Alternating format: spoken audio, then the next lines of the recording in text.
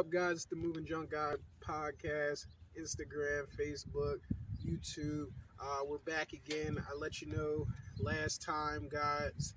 Thank you for hanging in, sticking around, and just being around when I was figuring things out and just wasn't producing content. I really appreciate you guys for being subscribers, for just coming up big and doing what you need to do, subscribing to the channel. I really appreciate it. Lets me know that what I'm doing is helping somebody at least.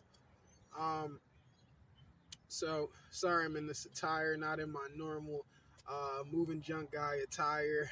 Just got done doing something, so figured I'd shoot a quick video, or not quick, but I'd shoot a video. But last video I talked about how 2023 was literally like hell. It sucked. It was bad. I did not enjoy it. Worst year of my business, downhill.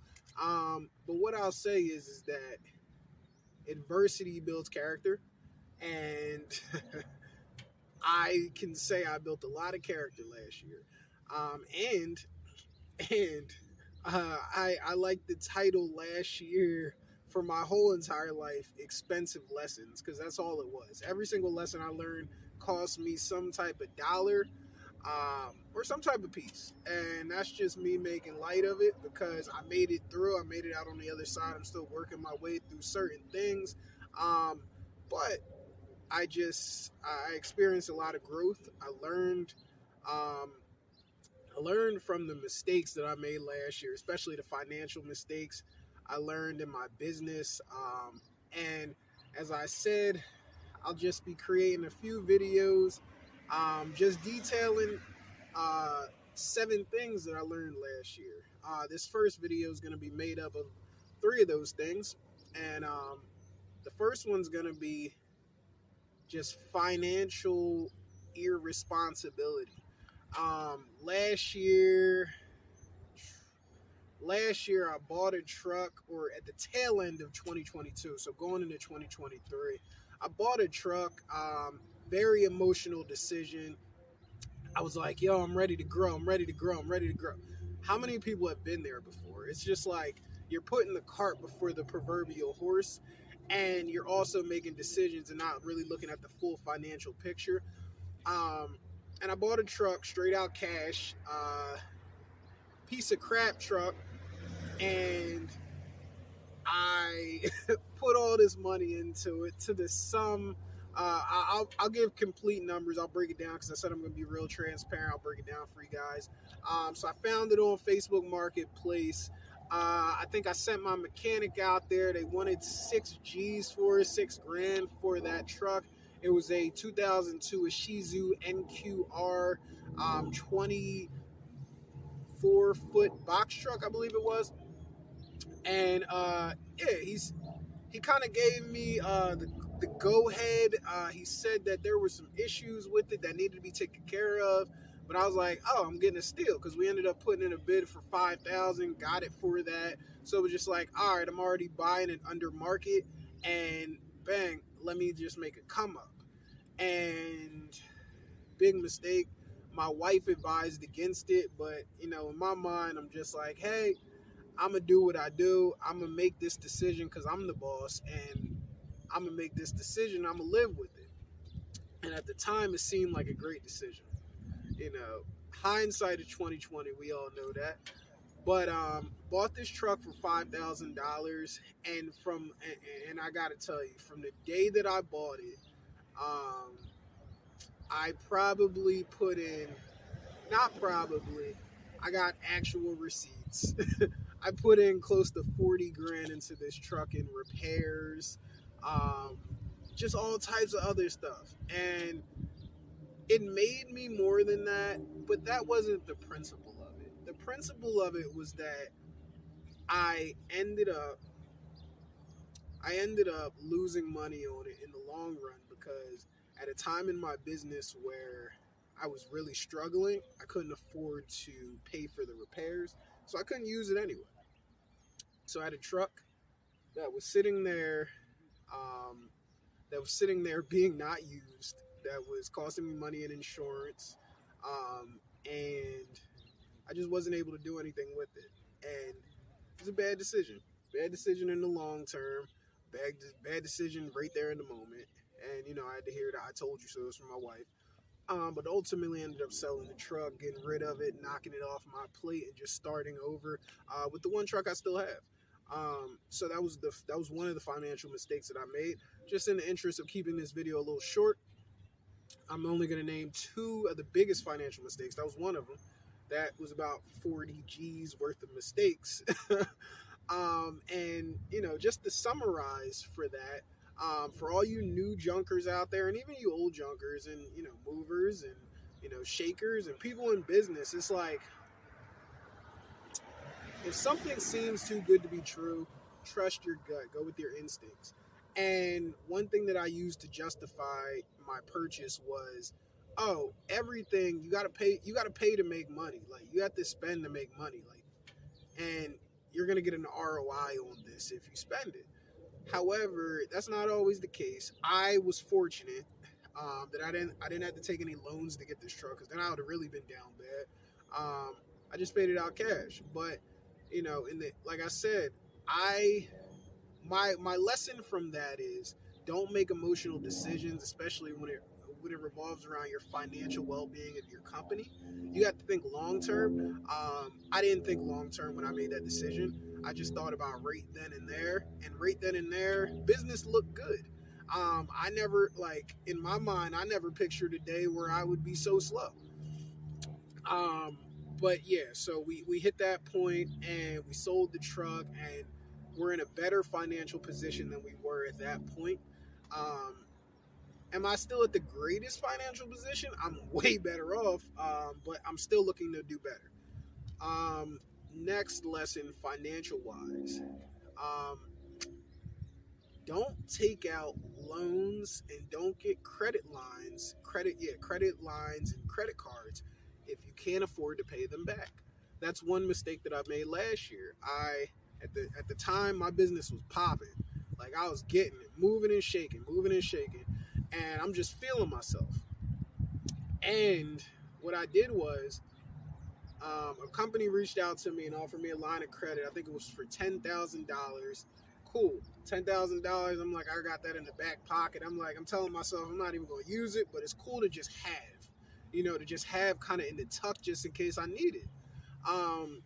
And then I also had my credit card with whatever the limit was at that point. And those two things combined, I wasn't financially responsible. And coming from a place where I didn't really learn how to be financially responsible, those two things together kind of, I don't want to say doom me, because I made it out, but it set me back. Because if I didn't, indulge in those two things, then I probably would have been farther off in my business going into this year. And this isn't a knock on using credit or using business lines of credit, because those are needed. I would definitely get more of those now that I'm a lot more financially responsible and fiscally responsible, and just a lot more disciplined than I was. It takes a lot of discipline to really control yourself when you start getting thrown around these big numbers. And $10,000, truthfully, isn't even that big of a number. Like, I'm glad that I learned this lesson on a $10,000 credit line and my credit card. Because if I was way farther along and I had, I know people with $1 million credit line. Imagine if I messed up $1 million credit line. That could be unrecoverable. Like, you could possibly never get out of that hole. So I'm very fortunate that was a lesson that I learned early on in my business, year 3 or year 2 in my business. I'm fortunate for that. So those were the two financial lessons or two of the biggest financial lessons I did last year. And I'll give you a bonus one. Last year, I left my job, my 9 to 5, because before, when I started my business, if you guys remember the earlier videos, I had gotten laid off from my previous job, which caused me to build my business, and that's how I got going. And I I was running it and everything. And then my old job reached out to me, asked me to come back on. I was working fully remote at that point, so it didn't really matter. I had a team in place, so I can really run everything from behind the scenes, which worked out really well for a little bit. But then my main guy, my ops manager, he left. So I felt the need to be like, all right, I need to cancel everything. I need to quit my job, and I need to go out into the field full time. Big mistake. If I could ever give you guys any advice, make sure you plan ahead. Again, remember, emotional decisions, they'll doom you every time.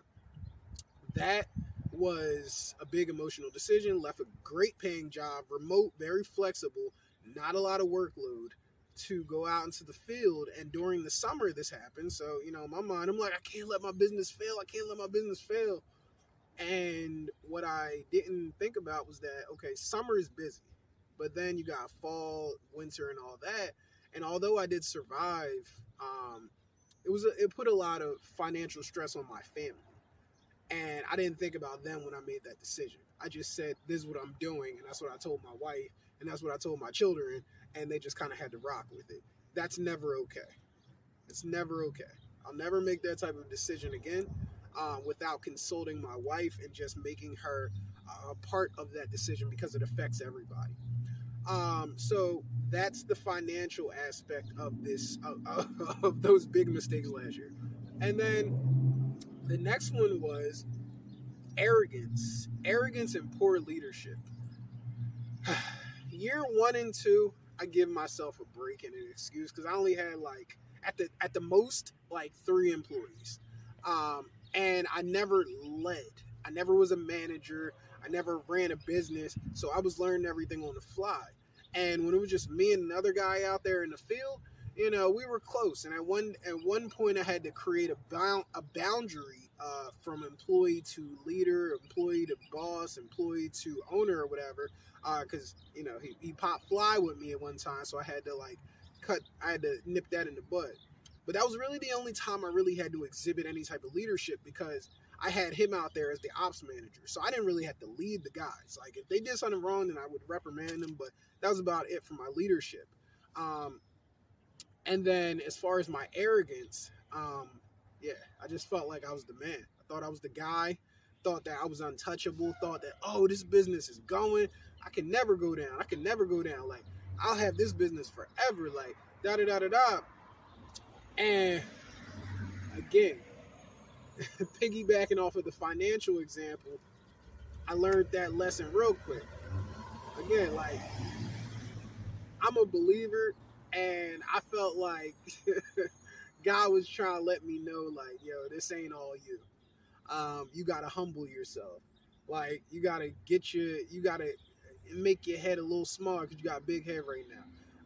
And that's what ended up happening, truthfully. It really did. It really went crazy with that. Because I was at a point where I'm like, dang, I'm down bad. I never want to be in this position again. And it caused me to be humble, and it also caused me to become more fiscally responsible, and financially responsible. But the arrogance will kill you. The arrogance and you thinking that you did it all on your own, and that no one else helped you build your business. It's just me and myself, and everybody else just a side character in the show. That thinking pattern and that thinking model, it won't get you very far, honestly, because we all need somebody. Somebody help contribute to all of our businesses, no matter what. Whether if it's employees, whether if it's your spouse, whether if it's your friends and family, whether if it's clients, somebody helped you out. Somebody helped get you to the point that you are. So you can't forget that, because it'll come back to bite you, man. I'm telling you. Yeah, so that one was bad. And then, this last one is just an iteration of those other two.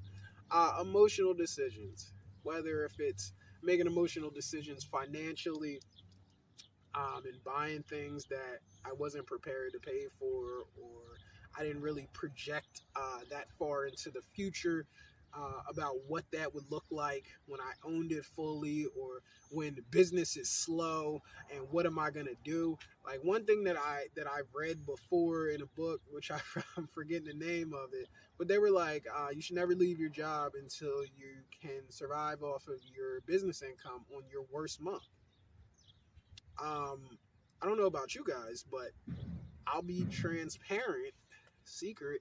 My worst month, and I don't count like my beginning months, because everybody's beginning stuff is not that great. But my worst month was December of 2023. So last month, I made a whopping, dag, I don't even want to cap. I made a whopping $1,200 in a month, and I had expenses over that. So I lost money that month. It was the worst month in the history of my company. I went into 2024 with negative, or not negative. I went into 2024 with like $20 or $2.75 in my business bank account. Believe that. This is coming from someone who at any given point over the past 3 years had like a running at least 5 figures in my account. To go to $2.75 in your account, and you're just looking at your bills piling up, and you're just like, yo, what am I going to do? So just in wrapping up this video, you can, but don't. Like, if you're gonna learn anything from this video, make sure that you plan ahead financially. Make sure that you don't make emotional decisions financially. Make sure that you don't bite off more than you can chew financially. Buy new trucks, or get equipment that you know is not going to fail, or have the cash flow available to be able to service said equipment. Also, don't be arrogant. Don't be a dick. Don't be cocky. Don't think that like you are him, that you can do everything on your own, because we can't. We can't. It's just the reality. Everybody needs somebody. So I have 2 more videos for you guys loaded up in the clip. I'll be getting those next week and the week after. But I hope that this video was informative for you. I hope this video was transparent. If you have any questions, you can drop it in the comments section. If you want to refute anything, if you have any problems with what I said, or if you even want to collaborate and maybe you have a different story, I'd love to hear it, because I'm open. This 2024, man, I'm all about positive energy. I'm all about taking in information. I know nothing, and I know some things at the same time. That's how you gotta be. But guys, I appreciate you listening, especially this long. I appreciate you rocking with the channel, and I hope that you guys continue to grow your businesses, and I hope that we continue to grow together. Until next week, Moving Junk Guy.